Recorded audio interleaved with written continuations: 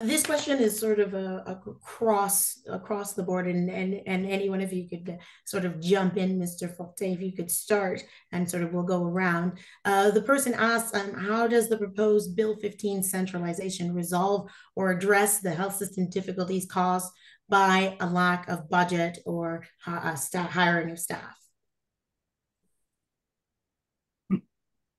It does not. There is nothing in this bill that talks about how healthcare will actually be improved or how funding is delivered.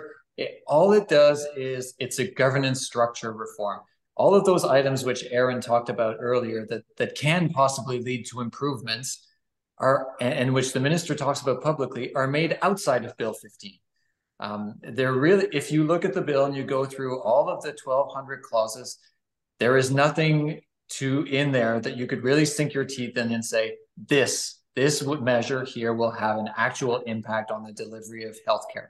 They've put in a few things here and there and a few amendments, enough to give themselves speaking points to say that it will. For example, the obligation to find an alternate solution if your health establishment can't give the services quick enough. But those things are already in the L4S. They're already in the healthcare law as it stands. So there really aren't any major changes to say, we will improve healthcare by doing this or that. What it is, it's a restructuring, it's a governance issue, and it's a big shiny object while healthcare isn't getting any better across the province. Thank you. Anyone else on that aspect of it? I mean, it's pretty clear. Or are there any aspects of the bill that you don't want to throw out with this that could benefit the public? And any of our guests? No. My judgment, this bill was made by bureaucrats for bureaucrats, and it'll make their jobs a lot easier. They can show up at the office at 10, give their orders by 11, and go to sleep by noon, and expect everybody to implement their decision.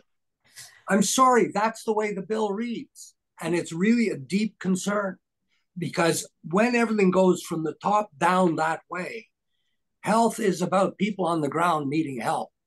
And this is backwards, absolutely backwards. And the minister will not engage in a discussion of this. And he's threatening closure. He's going to ram it through.